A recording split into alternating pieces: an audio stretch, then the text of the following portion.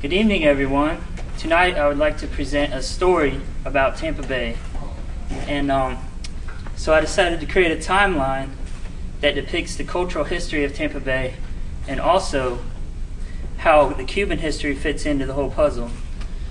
Alright, so judges, please follow along in the book as I go, and everyone else can follow me on the board. We start in the 1400s with a Native American village that was built in the 1400s. It was called Tampa, T-A-N-P-A, and the name meant sticks of fire. And then the Spanish arrived in the early 1500s. Spanish explorers arrived. They were looking for the Fountain of Youth. They never found the Fountain of Youth, but on their maps they decided to change the name to Tampa, T-A-M-P-A. And the name stuck. The Spanish didn't. They would leave eventually. Not much happened in the area for about 200 years.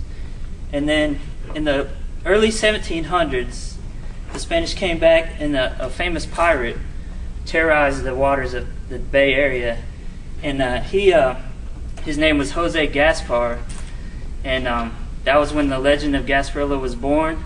That legend lives on today. Now we move ahead to the late 1800s. A man named Henry Plant came to the Bay Area. He extended the railroad down. He created this fabulous hotel, brought tourism to the area. But the main thing he did, he created a steamboat line that went from Tampa Bay to Key West to Cuba. And this was the very first time that Cuba and Tampa were connected. Now close on his heels, Don Martinez Ybor decided to move his cigar manufacturing business from Key West to Tampa in the late 1800s. And many Cuban and Spanish immigrants would follow suit. And they created this vibrant Latin community that was known as Ybor City. And it was also known as the cigar capital of the world.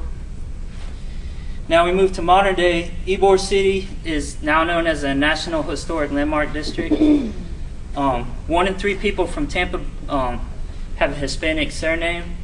And Tampa Bay is considered one of the top 5 most multicultural cities in the country. So that concludes my story for the night. I hope everyone maybe learns a little something new about Tampa Bay, and thank you very much. First off, I was really impressed with your presentation skills this week, Rick. You know, one of the things that we expected to see out of you in this competition was a lot of growth, and I'm already impressed with where that's going. I think it's really interesting that you chose to, because in setting the standards for these, we didn't say, you know, create a poster or create this or that. So I didn't expect to see a book, and I think that's pretty cool that that's what came out of it. I can't not mention the same thing I did with the last contestant, which is that it is pretty literal. It's taking the things and putting them together. However, what I do like about this is that it's well organized, and you really did manage to organize the information into some key points and things that people might often hear referenced about Tampa and explain where those came from. I think the visual style is interesting and pretty consistent throughout, with the exception of the cover, which really does kind of bother me. But the rest of it, I'm pretty happy with. So that's. Okay. Yeah. Rick, yes, your presentation skills have dramatically improved. Your confidence is so much greater this time. I'm proud of you. You've obviously been working on that. All right. He's going to collapse right now. So come on.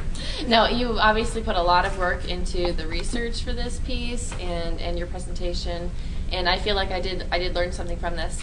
It felt very expository to me. It is a history lesson, and that's not exactly what I was expecting, it being a creative competition. I was hoping to see like a little bit more of your creative interpretation of the theme, but this is different, and unexpected is good. I was hoping to see more of maybe your take on what Havana Days was, as opposed to a lesson in the history of Tampa. But good job in executing what you did put together. I agree. Overall, I think that I've got an education here that is far greater than just the Cuban influence.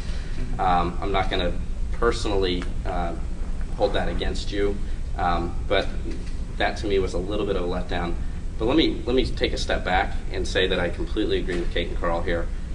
Excellent presentation. Really, you did your homework. It's not just the depth, though, it's also the breadth. I mean, it's 9 pages that you've designed.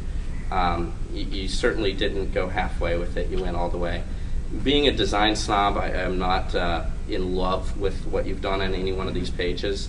But I do need to keep that in mind. I am a design snob, and with that in mind, I think that this is rather successful.